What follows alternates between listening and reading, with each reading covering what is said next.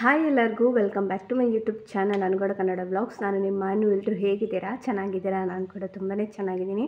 And ಇವತ್ತಿನ ಬ್ಲಾಗ್ನ start ಮಾಡೋಕ್ಕಿಂತ ಮುಂಚೆ ನಿಮ್ಗೆ ಆಲ್ರೆಡಿ ತಮ್ಲೈನಲ್ಲಿ ಗೊತ್ತಾಗಿರುತ್ತೆ ಏನು ಟಾಪಿಕ್ ಬಗ್ಗೆ ನಾನು ಇವತ್ತು ಮಾತಾಡ್ತಾ ಇದ್ದೀನಿ ಅಂತ. ಹಾಗಾಗಿ ಕೊನೆಯವರೆಗೂ ವಿಡಿಯೋನ ನೋಡಿ, ನಿಮಗೂ ಕೂಡ ಸ್ವಲ್ಪ ಇನ್ಫಾರ್ಮೇಷನ್ ಸಿಗ್ಬೋದು ಆ್ಯಂಡ್ ಸಿಗುತ್ತೆ ಅಂತ ಅಂದ್ಕೊಂಡಿದ್ದೀನಿ. ಹಾಗೆ ಏನಾದರೂ ಹೊಸಬ್ರು ನನ್ನ ಚಾನಲ್ನ ನೋಡ್ತಾ ಇದ್ದರೆ ಪ್ಲೀಸ್ ಸಬ್ಸ್ಕ್ರೈಬ್ ಮಾಡ್ಕೊಂಡು ವೀಡಿಯೋಸ್ಗಳನ್ನ ನೋಡಿ, ಕೊನೆಯವರೆಗೂ ವಿಡಿಯೋ ನೋಡಿ. ಹಾಗೆ ನಿಮ್ಮ ಅನಿಸಿಕೆಗಳನ್ನ ನನಗೆ ಕಮೆಂಟ್ ಸೆಕ್ಷನಲ್ಲಿ ಕಮೆಂಟ್ ಮಾಡಿ. ಸೊ ನಿಮಗೆ ನಾನು ತಮ್ಲೈನಲ್ಲಿ ಹೇಳಿರೋ ಪ್ರಕಾರ I am recovering from PCOD ಅಂತ ನಾನು ನಿಮಗೆ ಹೇಳಿದ್ದೀನಿ. ಯಾಕೆ ಇಷ್ಟು ದಿನ ಹೇಳಿರಲಿಲ್ಲ ಅಂತಲೂ ನೀವು ಕೇಳ್ಬೋದು. ಯಾಕೆ ಹೇಳಿರಲಿಲ್ಲ ಅಂತ ಅಂದರೆ ನನಗೆ ಇದರಲ್ಲಿ ಫಸ್ಟು ನನಗೆ ಗೊತ್ತಾಗಬೇಕು ಆ್ಯಂಡ್ ನಾನು ಫಸ್ಟ್ ಇದ್ರ ಬಗ್ಗೆ ಎಲ್ಲ ಕಂಪ್ಲೀಟಾಗಿ ತಿಳ್ಕೊಬೇಕು ಆ್ಯಂಡ್ ನಾನು ಅದನ್ನು ಕರೆಕ್ಟಾಗಿ ಫಾಲೋ ಮಾಡಬೇಕು ಆ್ಯಂಡ್ ನನಗದು ಎಲ್ಲ ಸರಿ ಹೋಗುತ್ತಾ ಅಂತ ನಾನು ಫಸ್ಟು ನೋಡ್ಕೋಬೇಕು. ಹಾಗಾಗಿ ನಾನು ಇಷ್ಟು ದಿವಸ ನಾನು ಹೇಳಿರಲಿಲ್ಲ. ಆ್ಯಂಡ್ ತುಂಬ ಜನ ಕೇಳ್ತಾಯಿರಿ ವ್ಲಾಗ್ಸ್ಗಳು ಯಾಕೆ ಆಗ್ತಾಯಿರಲಿಲ್ಲ, ಇರ್ರೆಗ್ಯುಲರಾಗಿ ಆಗೋಗ್ತಾಯಿತ್ತು, ಫಸ್ಟು ಗ್ಯಾಪಿಟ್ಟೆಲ್ಲ ಹಾಕ್ತಾಯಿದ್ರಿ ಯಾಕೆ ಅಂತ. ಸೊ ಇದೇ ಬೇಸಿಕ್ ಕಾರಣ. ಈ ಒಂದು ಇದರಿಂದ ನಾನು ಈಚೆ ಬರೋದಕ್ಕೆ ಸ್ವಲ್ಪ ಟೈಮ್ ತೊಗೊಂಡೆ. ಯಾಕಂತ ಅಂದರೆ ತುಂಬ ಜನನೇ ಕೇಳ್ತಾಯಿದ್ರಿ, ಅಕ್ಕ ತುಂಬ ಇವಾಗ ತುಂಬ ದಪ್ಪ ಕಾಣಿಸ್ತಾ ಇದ್ದೀರಾ, ತುಂಬ ದಪ್ಪ ಆಗಿದ್ದೀರಾ. ನಾನು ವರ್ಕಿಗೆ ಹೋಗ್ಬೇಕಾರೆಲ್ಲ ಹೇಳ್ತಾಯಿದ್ರಿ ತುಂಬ ದಪ್ಪ ಆಗಿಬಿಟ್ಟಿದ್ದೀರಾ, ಯಾಕೆ ಅಂತ. ಸೊ ಯಾಕೆ ಅಂದರೆ ಇದೇ ಸ್ವಲ್ಪ ಮೇನ್ ರೀಸನ್ ಅಂತಲೇ ಹೇಳ್ಬೋದು. PCOD ಅಂತಲೇ ಹೇಳ್ಬೋದು ಮೇನ್ ರೀಸನ್ ದಪ್ಪ ಆಗೋದಕ್ಕೆ. ಆ್ಯಂಡ್ ಇವಾಗ I am following diet. So ಸ್ವಲ್ಪ ಪರವಾಗಿಲ್ಲ. ಡಯಟ್ ಅಂದರೆ ತುಂಬ ಬೇರೆ ಥರ ಡಯಟ್ ಏನಿಲ್ಲ, ತುಂಬ ಸಿಂಪಲ್ ಡಯಟ್. ಅದು ಯಾವ ಥರ ಅಂತಲೂ ನಾನು ಹೇಳ್ತೀನಿ ಆ್ಯಂಡ್ ಮುಂದೆ ಹೇಳ್ತೀನಿ. ಆ್ಯಂಡ್ ಯಾಕೆ ಈ PCOD ಬರುತ್ತೆ ಅಂತ ನಿಮಗೆ ಗೊತ್ತಿರಲ್ಲ. ಆ್ಯಕ್ಚುಲಿ ಏನಿದು PCOD ಅಂತ ಹೇಳ್ತಾರೆ ಎಲ್ಲರೂ ಅಂತ ನಿಮ್ಗೆ ಅನಿಸ್ಬೋದು. ಆ್ಯಂಡ್ ಈ ಒಂದು PCOD ಅಂತ ಏನಂತಾರೆ ಅಂದರೆ 2 ಥರ ಇರುತ್ತೆ. ಅಂದರೆ PCOD, ಇನ್ನೊಂದು PCOS ಅಂತ ಬರುತ್ತೆ. ಆ್ಯಂಡ್ ನಾರ್ಮಲಾಗಿ PCOS ಅನ್ನೋದು ಜಾಸ್ತಿ ಬರಲ್ಲ, ಅಂದರೆ ಕಮ್ಮಿ ಹೇಳೋ ಪ್ರಕಾರ, ಡಾಕ್ಟರ್ಸ್ ಹೇಳೋ ಪ್ರಕಾರ ತುಂಬ ಕಮ್ಮಿ ಬರುತ್ತೆ. ಆದರೆ PCOD ಅನ್ನೋದು ಇವಾಗೆಲ್ಲ ತುಂಬ ಈಗಿನ ಜನ್ರೇಷನಲ್ಲಿ ಸ್ವಲ್ಪ ಕಾಮನ್ ಆಗಿಬಿಟ್ಟಿದೆ. ಆ್ಯಂಡ್ ತುಂಬ ಹೆಣ್ಮಕ್ಳಿಗೆ ಇದು ಬರೋಕ್ಕೆ ಸ್ಟಾರ್ಟ್ ಆಗಿಬಿಟ್ಟಿದೆ. ಆ್ಯಂಡ್ ಅದು ಏನಕ್ಕೆ ಮೇನ್ ಕಾರಣ ಅಂತಂದರೆ ಲೈಫ್ ಸ್ಟೈಲು.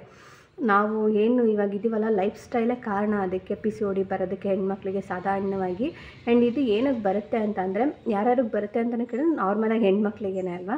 ಅದು ಏನಂದರೆ ಮದುವೆಗಿಂತ ಮುಂಚೆ ಅಂದರೆ ಹೆಣ್ಮಕ್ಳಿಗೂ ಬರೋ ಚಾನ್ಸಸ್ ಇದೆ, ಮದುವೆ ಆದಮೇಲೆ ನಮ್ಮ ಹೆಣ್ಮಕ್ಳಿಗೆ ಬರೋ ಚಾನ್ಸಸ್ ಕೂಡ ಇರುತ್ತೆ PCOD. ನನಗೆ ಹೇಗೆ ಗೊತ್ತಾಯಿತು ಅಂತ ನೀವು ಕೇಳೋದಾದರೆ, ನನಗೆ ಬಂದು ರೀಸೆಂಟಾಗಿ ಒಂದು 1 ಮಂತ್ ನಾನು ಆಗೇ ಇಲ್ಲ. ನೆಕ್ಸ್ಟ್ ಓಕೆ ಈ ಮಂತ್ ಆಗಿಲ್ಲ ಅಲ್ವಾ, ನೆಕ್ಸ್ಟ್ ಮಂತ್ ಆಗ್ಬೋದೇನೋ ಅಂತ ನೋಡಿಕೊಂಡ್ರೆ ನನ್ನ ಇದಕ್ಕೆ ನೆಕ್ಸ್ಟ್ ಮಂತ್ ಕೂಡ ಆಗಿಲ್ಲ ನಾನು. ಸೊ ತುಂಬ ಟೈಮ್ ತೊಗೊಂಡು ಲಾಸ್ಟು ಅಂದರೆ 1 ಮಂತ್ 2 ಮಂತ್ಸ್ ಎಂಡಲ್ಲಿ ನಾನು ನೋಡಿದಾಗ ನಾನು ಪೀರಿಯಡ್ಸ್ ಆಗೇ ಇಲ್ಲ. ಯಾಕೆ ಅಂತ ನನಗೂ ಗೊತ್ತಾಗಿಲ್ಲ.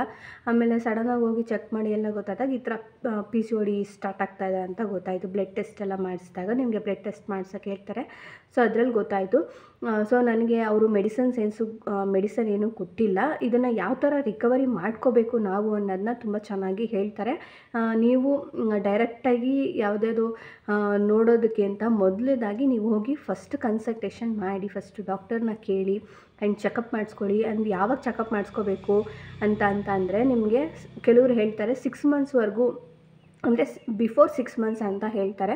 6 ಮಂತ್ಸ್ ಒಳಗೆ ನಿಮ್ಗೆ ಈ ಥರ ಪೀರಿಯಡ್ಸೇ ಆಗಿಲ್ಲ 6 ಮಂತ್ಸ್ವರೆಗೂ ಅಂತಂದರೆ ನೀವು ಫಸ್ಟು ಹೋಗಿ ಚೆಕ್ ಮಾಡಿಸ್ಬೇಕು ಅಂತ ಹೇಳ್ತಾರೆ. ನನ್ನ ಪ್ರಕಾರ ನೀವು 6 ಮಂತ್ಸ್ವರೆಗೂ ನಿಜವಾಗ್ಲೂ ವೆಯ್ಟ್ ಮಾಡಬೇಡಿ. ಜಸ್ಟ್ 1 ಮಂತು ಇಲ್ಲ 2 ಮಂತ್ಸ್ ಆಗೇ ಇಲ್ಲ ನೀವು ಅಂತ ಆಗಿದರೆ ಹೋಗಿ ಇಮಿಡಿಯೇಟ್ಲಿ ನೀವು ಚೆಕ್ ಮಾಡಿಸ್ಕೊಳ್ಳಿ. ಆ್ಯಂಡ್ ಕೆಲವ್ರಿಗೆ ಹೆಂಗೆ ಸ್ಟಾರ್ಟ್ ಆಗುತ್ತೆ ಅಂದರೆ, ಕೆಲವ್ರಿಗೆ ಇವಾಗ ಪೀರಿಯಡ್ಸ್ ಆಗ್ತಾ ಇರ್ತಾರೆ 15 ಡೇಸ್ ಅಂದರೆ ಇವಾಗ 8ನೇ ತಾರೀಕು ಅವರು ಪೀರಿಯಡ್ಸ್ ಆಗ್ತಾಯಿದ್ರೆ ಅವರೊಂದು 15 ಡೇಸ್ ಬಿಟ್ಟು ಆಮೇಲೆ ಪೀರಿಯಡ್ಸ್ ಆಗುವಂಥದ್ದು, ಆಮೇಲೆ 20 ಡೇಸ್ ಬಿಟ್ಟು ಪೀರಿಯಡ್ಸ್ ಆಗೋದು, ನೆಕ್ಸ್ಟು ಅದು ಕಂಟಿನ್ಯೂ ಆಗ್ತಾ ಹೋಗುತ್ತೆ. ಆ್ಯಂಡ್ ಆಮೇಲೆ ಮಂತ್ ಬಿಟ್ಟು, ಇಲ್ಲಾಂದರೆ ಅವ್ರಿಗೆ ಪೀರಿಯಡ್ಸೇ ಆಗದೇ ಇರೋ ಅಂಥದ್ದು, ಈ ಥರದ್ದೆಲ್ಲ ಸಮಸ್ಯೆಗಳು ಬರ್ತಾ ಇರುತ್ತೆ. ಸೊ 6 ಮಂತ್ಸ್ವರೆಗೂ ಅವ್ರು ಹೇಳ್ತಾರೆ, ಬಿಫೋರ್ 6 ಮಂತ್ಸ್ವರೆಗೂ 6 ಮಂತ್ಸ್ ಒಳಗೆ ನೀವು ತೋರಿಸ್ಕೋಬೇಕು ಅಂತ. ಸೊ ನನಗೆ ಒಂದು 2 ಮಂತ್ಸ್ ಹತ್ತತ್ರ ಇದ್ದಾಗೆ ನಾನು ಹೋಗಿ ಚೆಕ್ ಮಾಡಿಸಿದಾಗ ಗೊತ್ತಾಯಿತು, ಈ ಥರ ನಿಮ್ಗೆ ಈ ಥರ ಪ್ರಾಬ್ಲಮ್ ಸ್ಟಾರ್ಟ್ ಆಗ್ತಾಯಿದೆ, ನೀವು ಇವಾಗಿಂದಲೇ ಸ್ವಲ್ಪ ಇದನ್ನು ಮಾಡ್ಕೋಬೇಕು ಅಂತ ಹೇಳ್ಬಿಟ್ಟು. ಮೇನ್ PCOD ಏನಕ್ಕೆ ಬರುತ್ತೆ ಅಕ್ಕ ಅಂತ ನೀವು ಕೇಳೋದಾದರೆ, ಮೇನ್ PCOD ಏನಕ್ಕೆ ಬರುತ್ತೆ ಅಂದರೆ ಇವಾಗಿನ ಒಂದು ಲೈಫ್ ಸ್ಟೈಲ್, ನಾನು ಹೇಳ್ದಾಗೆ ಫುಡ್ ಆಗಿರ್ಬೋದು, ಲೈಫ್ ಸ್ಟೈಲು, ಆಮೇಲೆ ಏನಂತಂದರೆ ತುಂಬ ಓವರ್ ಸ್ಟ್ರೆಸ್ ನಾವು ತೊಗೊತಾರೆ, ಓವರ್ ಸ್ಟ್ರೆಸ್ ಆಗಿರ್ಬೋದು, ವರ್ಕಿಂದ ಆಗಿರ್ಬೋದು, ಆಮೇಲೆ ತುಂಬ ಓವರ್ ಥಿಂಕಿಂಗ್ ಆಗಿರ್ಬೋದು. ಆ್ಯಂಡ್ ನಮ್ಮ ಒಳಗಿನ ಹಾರ್ಮೋನಲ್ ಇಂಬ್ಯಾಲೆನ್ಸ್ಗಳು ಆಮೇಲೆ ಏನಂತ ಅಂದರೆ ಇವಾಗ ಈಚೆಗಡೆ ವರ್ಕ್ಗೆಲ್ಲ ಹೋಗ್ತಾ ಇರ್ತೀವಿ, ಕರೆಕ್ಟ್ ಟೈಮ್ಗೆ ನಾವು ಊಟ ಮಾಡದೇ ಇರೋ ಅಂಥದ್ದು. ಆ್ಯಂಡ್ ನಾನಂತೂ ತುಂಬ ಸತಿ ಮಿಸ್ಟೇಕ್ ಮಾಡಿದ್ದೀನಿ ಬಿಡಿ. ಆ್ಯಂಡ್ ಆಲ್ಮೋಸ್ಟ್ ಮೇಕಪ್ ನಾನು ಜರ್ನಿ ಏನು ಮಾಡಿದ್ದೀನಿ 1 ವರ್ಷದಿಂದ ತುಂಬ ಸತಿ ನಾನು ಬ್ರೇಕ್ಫಾಸ್ಟ್ ಮಾಡಿರಲ್ಲ. ಹಂಗಂಗೆ ಬೆಳಗಿನ ಜಾವ ಹೋದರೆ ಅಲ್ಲಿ ನನಗೆ ಹೋಗಿ ಊಟ ಮಾಡೋಕ್ಕೆ ಕೂಡ ಆ ಟೈಮ್ ಅವ್ರು ಹೇಳ್ತಾಯಿದ್ರು ಊಟ ಮಾಡಿ ಅಂತ. ಆದರೆ ನನಗೇನಂತಂದರೆ ಫಸ್ಟು ವರ್ಕ್ ಮುಗ್ದೋಗ್ಬಿಡ್ಲಿ, ಆಮೇಲೆ ಊಟ ಮಾಡ್ಕೊಳ್ಳೋಣ, ಟಿಫನ್ದು ಏನಿದೆ ಅಂತ ಹೇಳ್ಬಿಟ್ಟು ನಾನೇನು ಮಾಡ್ತಾಯಿದ್ದೆ, ಟಿಫನ್ ಬಿಟ್ಬಿಡ್ತಾಯಿದ್ದೆ. ಅವ್ರಿಗೆ ವರ್ಕೆಲ್ಲ ಮುಗಿಸಿ ಎಲ್ಲ ಆಗೋ ಅಷ್ಟೊತ್ತಿಗೆ 12 ಗಂಟೆ 1 ಗಂಟೆ ಆಗೋಗ್ತಾಯಿತ್ತು. ಆಮೇಲೆ ಊಟ ಮಾಡಬೇಕು ಅನ್ನೋ ಟೈಮ್ಗೆ ಏನಾದರೂ ಒಂದು ಸಣ್ಣದಾಗಿ ಏನಾದರೂ ಬೇಜಾರಾದರೂ ಕೂಡ ನಾನು ಅಲ್ಲಿಂದ ಇಮ್ಮಿಡಿಯೇಟ್ಲಿ ಬಂದುಬಿಡ್ತಾಯಿದ್ದೆ. ಎಲ್ಲೂ ಊಟ ಮಾಡೋದಕ್ಕೆ ಹೋಗ್ತಾ ಇರಲಿಲ್ಲ. ಆ್ಯಂಡ್ ಸುಮ್ಮನೆ ಬಂದುಬಿಡ್ತಾಯಿದ್ದೆ. ಬಂದು ನನಗೇನಂದರೆ ಒಬ್ಬಳೇ ಹೋಗಿ ಈಚೆಗಡೆ ಕೂಡ ಹೋಟ್ಲಲ್ಲಾಗಲಿ ಇನ್ನೊಂದಾಗಲಿ ತಿನ್ನೋದಕ್ಕೆ ತುಂಬಾ ಫೀಲ್ ಆಗುತ್ತೆ. ಯಾಕಂದರೆ ಬ್ಯಾಗ್ ಜಾಸ್ತಿ ಇರುತ್ತೆ ನನ್ನ ಕೈಯಲ್ಲಿ. ಭುಜದ ಮೇಲೆ ಒಂದು ಬ್ಯಾಗ್ ಇರುತ್ತೆ, ಕೈಯಲ್ಲಿ 2 ಬ್ಯಾಗ್ ಇರುತ್ತೆ. ಸೊ ತೊಗೊಂಡೋಗಿ ಅದನ್ನ ಇಟ್ಬಿಟ್ಟು ಹೋಟ್ಲಲ್ಲಿ ಹೋಗಿ ಊಟ ಮಾಡಿಕೊಂಡು ತಿರ್ಗಾ ಬರೋಷ್ಟು ನಿಜವಾಗ್ಲೂ ಅಷ್ಟು ಪೇಷನ್ಸೇ ನಂಗೆ ಇರ್ತಾ ಇರಲಿಲ್ಲ. ಆ್ಯಂಡ್ ಆ ಟೈಮಲ್ಲಿ ಏನು ಮಾಡ್ತಿದ್ದೆ, ವಾಟರ್ ಬಾಟಲ್ನ ಮಿಸ್ ಮಾಡಿಬಿಡ್ತಾಯಿದ್ದೆ. ನೀರೇ ತೊಗೊಂಡೋಗ್ತಾ ಇರಲಿಲ್ಲ. ಆ್ಯಂಡ್ ನೀರು ಕುಡಿಯೋದಕ್ಕೂ ಕೂಡ ಎಷ್ಟೋ ಸತಿ ಮನೆಗೆ ಬಂದು 2:30-3 ಗಂಟೆ ಆ ಟೈಮ್ಗೆ ನೀರು ಕುಡ್ದೀನಿ. ಸೊ ನೀರು ಜಾಸ್ತಿ ಕುಡಿಬೇಕು. ಸೊ ನೀರು ಕುಡಿಲಿಲ್ಲ ಅಂದರೆ ಈ ಥರ ಪ್ರಾಬ್ಲಮ್ಸ್ಗಳು ಬರುತ್ತೆ ಹೆಣ್ಮಕ್ಳಿಗೆ. ನೀರು ಜಾಸ್ತಿ ಕುಡಿಬೇಕು. ಆ್ಯಂಡ್ ಊಟ ಕರೆಕ್ಟಾಗಿ ಮಾಡದೇ ಇರೋವಂಥದ್ದು, ನೀರು ಕೂಡ ಕುಡಿತಾ ಇರಲಿಲ್ಲ ನಾನು. ಅಲ್ಲಿಂದ ಯಾವುದೋ ಒಂದು ಏನೋ ಒಂದು ಬೇಜಾರು ಅದು ಇದು ಅಂತ ಅನಿಸ್ಬಿಡ್ತು ಅಂದರೆ ವಾಪಸ್ ಬಂದುಬಿಡ್ತಾಯಿದ್ದೆ. ವಾಪಸ್ ಬಂದ ಮೇಲೆ ಏನಾದರೂ ಅಡುಗೆ ಮಾಡಿ ಊಟ ಮಾಡೋಷ್ಟೊತ್ತಿಗೆ 4-5 ಗಂಟೆ ಆಗೋಗ್ತಾಯಿತ್ತು. ಸೊ ಅಲ್ಲಿ ಏನಾಯಿತು, ನನಗೆ ಕರೆಕ್ಟಾಗಿ ಪ್ರಾಪರಾಗಿ ನೀರಿಲ್ಲ. ಆ್ಯಂಡ್ ನಮಗೇನು ಸಿಗಬೇಕು ನ್ಯೂಟ್ರಿಷನ್ ಅದು ಸಿಕ್ಕಿಲ್ಲ. Just work, stress, full body ನಮಗೇನಾಗಿರುತ್ತೆ ಹೇಳಿ, ಫುಲ್ ಸುಸ್ತಾಗ್ಬಿಟ್ಟಿರುತ್ತೆ. ಆ್ಯಂಡ್ ಏನು ಎನರ್ಜಿ ಇಲ್ಲ. ಹಾಗಾಗಿ ಈ ಒಂದು ನಾನು ಏನು ಮಾಡ್ಕೊಂಡು ಬಂದೆ ನೋಡಿ, ಆ ತಪ್ಪನ್ನ ನೀವು ಮಾಡೋಕ್ಕೆ ಹೋಗ್ಬೇಡಿ. ಏನೇ ವರ್ಕ್ ಇದ್ದರೂ ಏನೇ ಇದ್ದರೂ ಆದಷ್ಟು ಟಿಫನ್ ಮಾಡೋದು, ಊಟ ಮಾಡೋದು ಎಲ್ಲ ಟೈಮ್ ಮಾಡಿ. ಆದರೆ ವರ್ಕ್ ಅಂತ ಬಂದಾಗ ನಾವು ಅದನ್ನೆಲ್ಲ ಇದನ್ನು ಮಾಡಲೇಬೇಕು. ಆನ್ ಟೈಮ್ ನಾವು ಅವ್ರಿಗೆ ಕಳಿಸ್ಬೇಕು, ಇದನ್ನು ಮಾಡಬೇಕು ಅನ್ನೋ ಕೆಲವು ಸತಿ ಮಿಸ್ ಮಾಡ್ಕೊಳ್ಳೇಬೇಕಾಗುತ್ತೆ. ನನಗದು ತುಂಬಾ ಎಕ್ಸ್ಪೀರಿಯೆನ್ಸ್ ಆಗಿಬಿಟ್ಟಿದೆ. ಆ್ಯಂಡ್ ಈ ಒಂದು ನಾನು ಮಾಡ್ಕೊಂಡಿದ್ದ ತಪ್ಪಿಂದ ಇವಾಗ ಇದರಿಂದ ನಾನು ಈಚೆ ಬರಬೇಕು. ಸೊ ಇದೇ ಮೇನ್ ರೀಸನ್ನು PCOD ಬರೋದಕ್ಕೆ ಕಾರಣ. ನಾವು ಕರೆಕ್ಟಾಗಿ ಊಟ ಮಾಡದಿರೋದು, ಕರೆಕ್ಟಾಗಿ ನೀರು ಕುಡಿದಿರೋದು, ಆಮೇಲೆ ಎಕ್ಸಸೈಸಸ್ಗಳು ಮಾಡಬೇಕು ಅಂತ ಹೇಳ್ತಾರೆ. ಅಂದರೆ ನೀವು ಹೇಳ್ಬೋದು ಡೈಲಿ ಯೋಗ ಮಾಡೋದು, ಡೈಲಿ ಜಿಮ್ಗೆ ಹೋಗೋಕ್ಕಾಗಲ್ಲ, ಮನೇಲಿ ಮಾಡೋಕ್ಕಾಗಲ್ಲ. ಯಾಕಂದರೆ ಮನೆ ಕೆಲಸಗಳು ನೋಡ್ತಾರೆ, ನಮ್ಗೆ ಎಕ್ಸಸೈಸ್ ಮಾಡೋಕ್ಕೆ ಮನಸ್ಸು ಬರೋಲ್ಲ, ಮಕ್ಕಳನ್ನ ಸ್ಕೂಲಿಗೆ ಕಳಿಸ್ಬೇಕು, ಈ ಥರದ್ದೆಲ್ಲ ನಮಗೆ ಬರ್ತಾ ಇರುತ್ತೆ. ಆದರೆ ಅವ್ರು ಹೇಳೋದು ಕೂಡ ಒಳ್ಳೆಯದೇ. ಎಕ್ಸಸೈಸಸ್, ಊಟ ಇದನ್ನೆಲ್ಲ ಮಾಡಿದ್ರೆ ಹೆಣ್ಮಕ್ಳು ಆದಷ್ಟು ಈ ಥರ ಒಂದು ಇದರಿಂದ ತಪ್ಪಿಸ್ಕೋಬೋದು. ಇದರ PCOD ಅದು ಇದು ಪ್ರಾಬ್ಲಮ್ಸಿಂದಗಳೆಲ್ಲ ತಪ್ಪಿಸ್ಕೋಬೋದು. ಸೊ ಇದು ನನಗೆ ಮೇನ್ ರೀಸನ್ ಅವ್ರು ಹೇಳಿದ್ದು. ನಾನು ಅವ್ರ ಹತ್ರ ಹೇಳಿದೆ ಈ ಥರ ಎಲ್ಲ ಆಗ್ತಾಯಿತ್ತು, ನಾನು ಕರೆಕ್ಟಾಗಿ ಊಟ ಕೂಡ ಮಾಡ್ತಾಯಿಲ್ಲ. ಅವರು ಅದನ್ನೇ ಬೈದರು, ಏನಕ್ಕೆ ಮಾಡ್ತಾ ಇರಲಿಲ್ಲ ನೀನು, ವರ್ಕು ದುಡಿಮೆ ಎಲ್ಲ ಓಕೆ, ಅದ್ರ ಜೊತೆ ನಿನ್ನ ಆರೋಗ್ಯಕ್ಕೋಸ್ಕರ ಊಟ ಇದನ್ನೆಲ್ಲ ಮಾಡಬೇಕಲ್ಲ ಅಂತ. ಸೊ ನೀವು ಕೂಡ ಹೆಣ್ಮಕ್ಳು ಈ ತಪ್ಪು ಮಾಡೋಕ್ಕೆ ಹೋಗ್ಬಿಡಿ.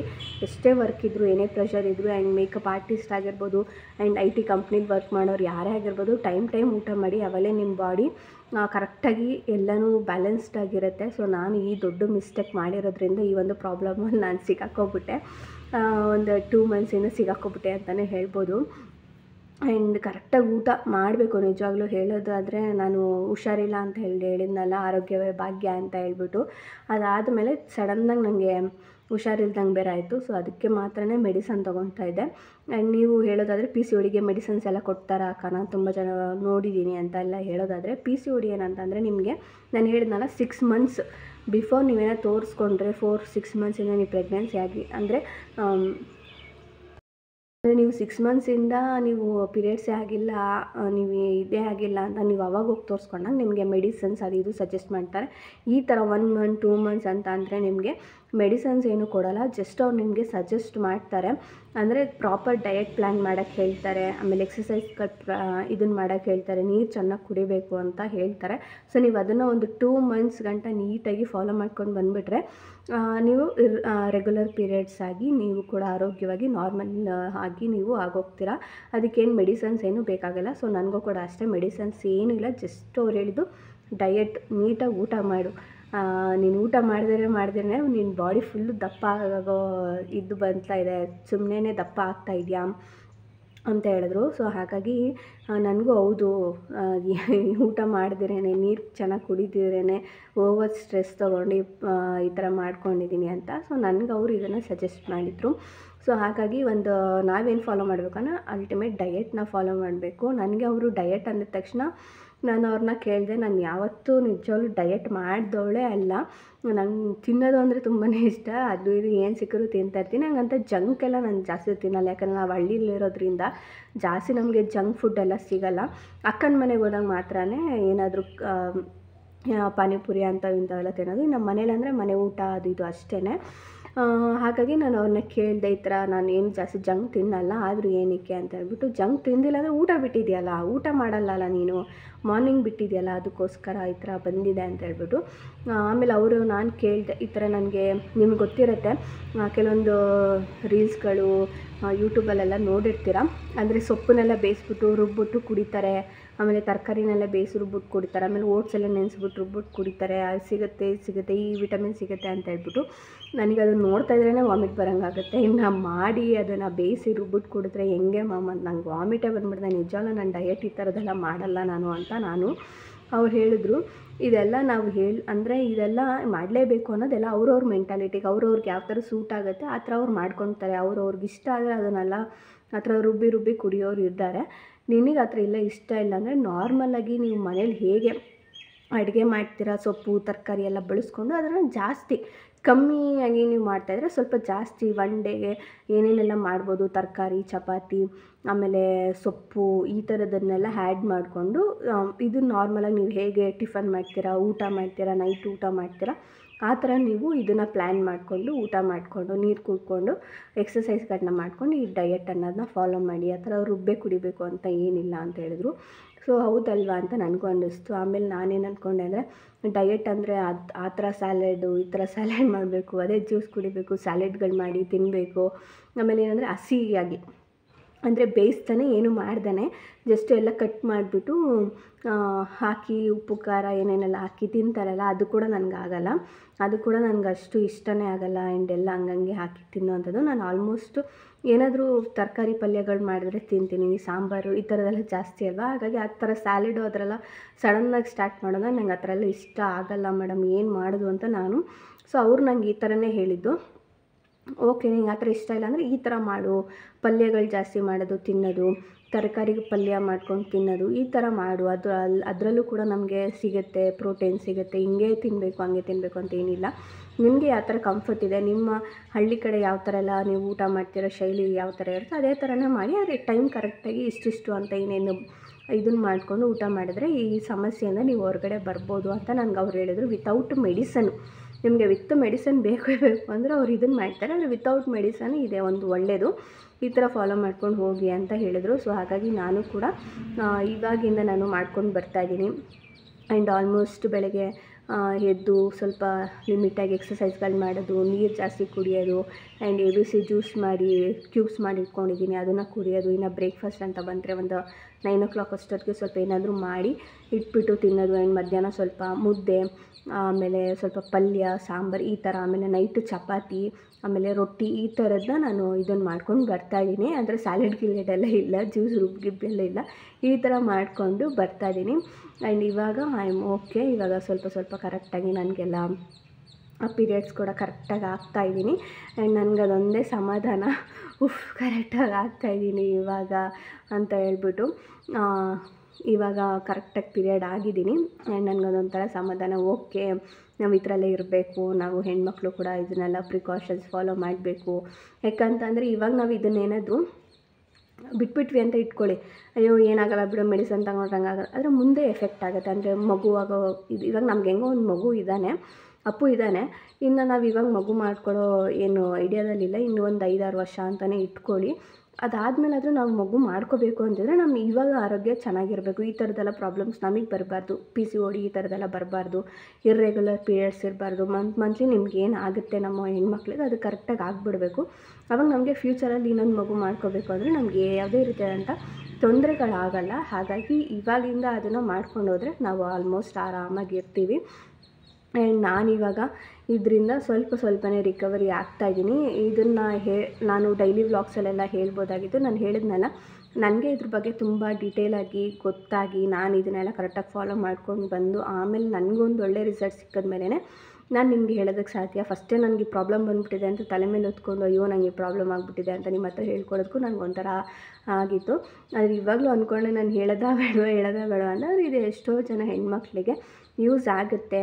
ತುಂಬ ಜನಕ್ಕೆ ಸ್ವಲ್ಪ ಟೆನ್ಷನ್ ತೊಗೊಂಡ್ಬಿಡ್ತಾರೆ. ಅಯ್ಯೋ PCOD ಅಂದಿದ ತಕ್ಷಣ ಅಯ್ಯೋ PCOD ಅಂತ ಹೆವಿ ಸ್ಟ್ರೆಸ್ ಆಗಿಬಿಡ್ತಾರೆ. ಸೊ ಈ ಥರ ಸ್ಟ್ರೆಸ್ ಏನು ತೊಗೊಳ್ಳೋ ಬದಲು ಆಮೇಲೆ ಇನ್ನೊಂದೇನೆಂದರೆ ಡಯಟ್ ಅಂತ ಹೇಳಿದ ತಕ್ಷಣ ನಾವು ಅಷ್ಟು ಖರ್ಚು ಮಾಡಬೇಕು ಇಷ್ಟು ಖರ್ಚು ಮಾಡಬೇಕು ಅಂತ ಕೆಲವು ಹೆಣ್ಮಕ್ಳು ಇರ್ತಾರೆ. ನಾನು ಕೂಡ ಹಾಗೇನೆ ಅಯ್ಯೋ ಇಷ್ಟೊಂದು ಖರ್ಚು ಮಾಡಬೇಕು ಅನ್ನೋದೊಂದು. ಯಾಕಂದರೆ ಎಲ್ಲ ಮಿಡಲ್ ಕ್ಲಾಸ್ ಫ್ಯಾಮಿಲಿನೂ ಸ್ವಲ್ಪ ಸಂಬಳ ಬರುತ್ತೆ. ಅದರಲ್ಲಿ ನಾವು ಈ ಥರ ಡಯಟು ಅದು ಇದು ಅಂತ ಹೇಳ್ಬಿಟ್ಟು ಇದನ್ನು ಮಾಡ್ಕೊಂಬಿಟ್ರೆ ಸಖತ್ ಕಷ್ಟ ಆಗಿಬಿಡುತ್ತೆ. ಹಾಗಾಗಿ ಹೆಂಗಪ್ಪ ಅಂದ್ಕೊತಾ ಇದ್ದೆ. ಓಕೆ, ಅವ್ರು ಡಾಕ್ಟ್ರ್ ಹೇಳಿರೋ ಥರನೇ ನಾವು ಹೇಗೆ ಒಂದು ಲೈಫ್ ಸ್ಟೈಲ್ನ ಅಂದರೆ ಅಡುಗೆಗಳನ್ನ ಮಾಡ್ಕೊಂಡು ಬಂದಿದ್ದೀವಿ ಅದೇ ರೀತಿಯಲ್ಲಿ ನಾವು ಮಾಡ್ಕೊಂಡು ಬಂದರೆ ನಮಗೂ ಕೂಡ ಒಳ್ಳೆಯದು. ಹಣ್ಣುಗಳು, ತರಕಾರಿಗಳು ಇದನ್ನು ಮಾಡಿಕೊಂಡು ಇನ್ಕ್ಲೂಡ್ ಮಾಡ್ಕೊಂಡು ನಾವು ಮಾಡ್ಕೊಂಡ್ರೆ ನಮಗೆ ಒಳ್ಳೆಯದು ಅಂತ ನನಗೆ ಇವಾಗ ರೀಸೆಂಟಾಗಿ ನಾನು ಮಾಡ್ಕೊಂಡು ಬಂದ ಮೇಲೆ ನನಗೊಂದು ಐಡಿಯಾ ಬಂತು. ಇದರಲ್ಲಿ ನಾವು ಯಾವ ಥರ ಮಾಮೂಲಿ ನಾವು ಮನೆಗೆ ಇವಾಗ ಬಜೆಟ್ ಅಂತ ಇಟ್ಕೊಂಡಿರ್ತೀವಲ್ಲ, ಒಂದು 5,000 ತಿಂಗಳಿಗೆ ಇಷ್ಟು 5,000 ಖರ್ಚಾಗುತ್ತೆ ಅನ್ನಂಗಿದ್ರೆ ಅದರೊಳಗೆ ನಾವು ಹೇಗೆ ಹೆಣ್ಮಕ್ಳು ಡಯಟ್ ಫಾಲೋ ಮಾಡಿಕೊಂಡು ನಮ್ಮ ಆರೋಗ್ಯಗಳನ್ನ ನಾವು ನೋಡಿಕೊಂಡು ವಿತೌಟ್ ಎನಿ ಸ್ಟ್ರೆಸ್ ಇಲ್ದಂಗೆ ಇರೋದು ಅಂತ ನಾನು ಕಲ್ತಿದ್ದು. ಸೊ ತುಂಬಾ ಹೆಲ್ಪ್ ಆಯಿತು. ಸೊ ತುಂಬ ಜನ ಹೆಣ್ಮಕ್ಳು ನನ್ನ ಥರನೂ ಇರ್ತಾರೆ. ಈ ಥರ ಡಯಟ್ ಅಂದರೆ ಆಗೋಲ್ಲ, ಈ ಥರ ಜ್ಯೂಸ್ ಮಾಡಿ ಸ್ಯಾಲೆಡ್ ಮಾಡಿ ಈ ಥರದ್ದೆಲ್ಲ ತಿನ್ನೋದಕ್ಕೆ ಇಷ್ಟ ಆಗೋಲ್ಲ ಅನ್ನೋರಿಗೆ ನನ್ನ ಥರ ಮಾಡಿಕೊಂಡ್ರೆ ಕಂಪ್ಲೀಟ್ ಬೆಸ್ಟ್ ಅಂತಲೇ ಹೇಳ್ಬೋದು. ಮಾರ್ನಿಂಗ್ ಸ್ವಲ್ಪ ಚಪಾತಿ ಮಾಡ್ಕೊಳ್ಳೋದು. ರೈಸ್ ಅಂತ ಏನಂದರೆ ನಾನು ತುಂಬ ರೈಸ್ ತಿಂದಂಗೆ ನಾನು ಇದ್ದಿಲ್ಲ, ತಿಂತೀನಿ. ಜಸ್ಟ್ ಲಿಮಿಟೆಡ್ ಕ್ವಾಂಟಿಟಿನಲ್ಲಿ ರೈಸ್ನ ಮಾಡಿ ಇವಾಗ ಊಟ ಮಾಡ್ತಾಯಿರೋದು. ಜಾಸ್ತಿ ರೈಸ್ ಅಂತ ಏನಿಲ್ಲ, ಜಸ್ಟು ಅಂದರೆ ನಾನು ಜಾಸ್ತಿ ಚಪಾತಿ, ಮುದ್ದೆ, ಆಮೇಲೆ ರೊಟ್ಟಿ ಈ ಥರದನ್ನೇ ಪ್ರಿಫರ್ ಮಾಡ್ತಾಯಿದ್ದೀನಿ. ರೈಸ್ ಬಂದು ಸ್ವಲ್ಪ ಒಂಚೂರು ಕಮ್ಮಿ ಕ್ವಾಂಟಿಟಿಲಿ ತೊಗೊತಾ ಇದ್ದೀನಿ ಅಷ್ಟೇ. ರೈಸಿಂದ ಏನು ದೊಡ್ಡ ಪ್ರಾಬ್ಲಮ್ ಏನಿಲ್ಲ, ರೈಸ್ ತಿನ್ಬೋದು. ಡಯಟ್ ಅಂದಿದ ತಕ್ಷಣ ರೈಸೇ ಬಿಟ್ಬಿಡ್ಬೇಕು ಅಂತ ಹೇಳ್ತಾರಲ್ಲ ಕೆಲವರು, ಇಲ್ಲ ರೈಸ್ ತಿನ್ಬೋದು ಆದರೆ ಲಿಮಿಟೆಡ್. ಇವಾಗ ನೀವು ಒಂದು 2 ಚಪಾತಿ ತಿಂದಿದ್ದೀರಾ ಅಂದರೆ ನಿಮ್ಗೆ ಅನ್ನ ತಿನ್ನೋ ಅಭ್ಯಾಸ ಇದೆ, 2 ಚಪಾತಿ ತಿಂದ್ಬಿಟ್ಟು ಒಂಚೂರು ರೈಸ್ ತಿನ್ಬೋದು. ಈ ಥರ ಡಯಟ್ ಫಾಲೋ ಮಾಡ್ಕೊಂಡು ಬಂದರೆ ಈ ಸಮಸ್ಯೆಯಿಂದ ನಿಜವಾಗ್ಲೂ ಹೊರಗಡೆ ಬರ್ಬೋದು. ಆ್ಯಂಡ್ ನಾನು ಕೂಡ ರಿಕವರಿ ಆಗ್ತಾಯಿದ್ದೀನಿ ಅಂತಲೇ ಹೇಳ್ಬೋದು. ನಾನು ಇವತ್ತು ಈ ವಿಡಿಯೋನ ಶೇರ್ ಮಾಡಿದ್ದು ಕಾರಣ ಇದೇನೆ. ತುಂಬ ಜನ ಸತಿ ನಾನು ಹೇಳಿದ್ದೆ ಏನಾಗಿತ್ತು ನನಗೆ ಹೇಳ್ತೀನಿ ಅಂತ ಹೇಳಿದ್ದೆ. ಹಾಗಾಗಿ ಇವತ್ತು ನಿಮ್ಮ ಜೊತೆ ಶೇರ್ ಮಾಡ್ಕೊಂಡಿದ್ದೀನಿ. ಹಾಗೆ ಇಷ್ಟು ದಿವಸ ನಾನು ಏನಕ್ಕೆ ವ್ಲಾಗ್ ಮಾಡೋಕ್ಕಾಗಿರಲಿಲ್ಲ, ನಾನು ಏನಕ್ಕೆ ಈ ಥರ ಆರೋಗ್ಯದಲ್ಲಿತ್ತು. ಆ್ಯಂಡ್ ಇವಾಗ ಸ್ವಲ್ಪ ವೆಯ್ಟ್ ಲಾಸ್ ಅಂದರೆ ಒಂದು 2 kg ಕಮ್ಮಿ ಕೂಡ ಆಗಿದ್ದೀನಿ. ಇನ್ನೂ ಕಮ್ಮಿ ಆಗಬೇಕು ಹೇಳಬೇಕು ಅಂತ ಅಂದರೆ ನನ್ನ ಏಜ್ ಪ್ರಕಾರ ನಾವು ಎಷ್ಟು ವೆಯ್ಟ್ ಇರಬೇಕು ಅಷ್ಟಂದರೆ ನನಗೆ ಅನಿಸಿದ್ದು ಅದೇ ಹೇಳ್ತಾರಲ್ಲ ಫ್ಯಾಟ್ನೆಸ್ ಎಲ್ಲಿರುತ್ತೆ ಅದನ್ನು ಕರಗಿಸ್ಕೊಂಡ್ರೆ ಸಾಕು. ತುಂಬ ಕರಗಬೇಕು ಅಂತಲೂ ಏನಿಲ್ಲ, ಎಲ್ಲೆಲ್ಲಿ ಫ್ಯಾಟ್ನೆಸ್ ನಮ್ಗೆ ಅನಿಸಿದ್ರೆ ಅಲ್ಲಿ ಕರಗಿಸ್ಕೊಂಡ್ರೆ ಸಾಕು. ಹಾರ್ಮೋನ್ ಇಂಬ್ಯಾಲೆನ್ಸ್ ಆಟೋಮೆಟಿಕ್ಕಾಗಿ ನಮಗೆ ಬ್ಯಾಲೆನ್ಸ್ಡಾಗಿ ಬಂದುಬಿಡುತ್ತೆ. ಇದೇ ಮೇನ್ ರೀಸನ್ನು ನಾನು ಇಷ್ಟು ದಿನ ವ್ಲಾಗ್ಸ್ ಮಾಡ್ತಾ ಇರೋದಕ್ಕೆ ಕಾರಣ, ಇದೆ ಮೇನ್ ರೀಸನು. ಸೊ ಇವತ್ತು ನಾನು ಆಲ್ಮೋಸ್ಟ್ ಸ್ವಲ್ಪನೇ ರಿಕವರಿ ಆಗ್ತಾಯಿದ್ದೀನಿ. ಆ್ಯಂಡ್ ನಾನು ಹೇಳ್ದಾಗೆ ನಿಮಗೂ ಏನಾದರೂ ಇದ್ರ ಬಗ್ಗೆ ಇನ್ನೂ ಏನಾದರೂ ಮಾಹಿತಿಗಳು ಬೇಕು ಅಂತಿದ್ರೆ ನನಗೆ ಕಮೆಂಟ್ ಸೆಕ್ಷನಲ್ಲಿ ಕಮೆಂಟ್ ಮಾಡಿ. ನಾನು ಆದಷ್ಟು ಅದ್ರ ಬಗ್ಗೆ ವೀಡಿಯೋಸ್ಗಳನ್ನ ಮಾಡ್ತೀನಿ. ಯಾಕಂದರೆ ನಾನು ಇಷ್ಟು ದಿನ ಮಾಡಿರಲಿಲ್ಲ, ಯಾಕಂದರೆ ನನಗೆ ಅದ್ರ ಬಗ್ಗೆ ಪ್ರಾಪರಾಗಿ ಗೊತ್ತಾಗಬೇಕು. ಓಕೆ, ಇದು ನಾನು ರಿಕವರಿ ಆಗ್ತೀನಿ, ಅವ್ರು ಹೇಳಿರೋ ಥರ ಈ ಥರ ಫಾಲೋ ಮಾಡ್ಕೊಂಡು ಬಂದರೆ ನಾನು ಕಂಪ್ಲೀಟಾಗಿ ಇದರಿಂದ ಈಚೆ ಬರ್ಬೋದಾ. ಆಮೇಲೆ ಓವರ್ ಸ್ಟ್ರೆಸ್ ಎಲ್ಲ ತೊಗೊಂಡ್ಬಿಟ್ಟಿದ್ನಲ್ಲ, ಸೊ ಕಮ್ಮಿ ಆಗುತ್ತಾ ಅದ್ರ ಬಗ್ಗೆ ನಾನು ಫಸ್ಟ್ 1 ಮಂತ್ ಫುಲ್ ಕರೆಕ್ಟಾಗಿ ಇದನ್ನು ಮಾಡಿಕೊಂಡು ಆಮೇಲೆ ನಾನು ನಿಮ್ಮ ಜೊತೆ ಶೇರ್ ಮಾಡ್ಕೊಳ್ಳೋಣ ಅಂದ್ಕೊಂಡಿದ್ದೆ. ಸೊ ಹಾಗಾಗಿ ಇವತ್ತು ಶೇರ್ ಮಾಡ್ಕೊಂಡಿದ್ದೀನಿ. ಇನ್ನೂ ಏನಾದರೂ ಶೇರ್ ಮಾಡ್ಕೊಬೇಕು ಅಂತ ನಿಮಗೆ ಏನಾದ್ರು ಅನಿಸಿದ್ರೆ ಕಮೆಂಟ್ ಸೆಕ್ಷನಲ್ಲಿ ಕಮೆಂಟ್ ಮಾಡಿ. ನಾನು ಅದನ್ನು ಬರೆದಿಟ್ಕೊಂಡು ನೆಕ್ಸ್ಟ್ ವೀಡಿಯೋಸ್ಗಳಲ್ಲಿ ನಾನು ನಿಮಗೆ ಮಾಡಿ ಶೇರ್ ಮಾಡ್ತೀನಿ. ಹಾಗೆ ಈ ಒಂದು ವಿಡಿಯೋ ನಿಮಗೆ ಯೂಸ್ಫುಲ್ ಆಯಿತು ಅಂತ ಅಂದ್ಕೊಂಡಿದ್ದೀನಿ. ಸಿಗ್ತೀನಿ ಮುಂದಿನ ವೀಡಿಯೋದಲ್ಲಿ. ಅಲ್ಲಿವರೆಗೂ take care, bye bye. Thank you for watching.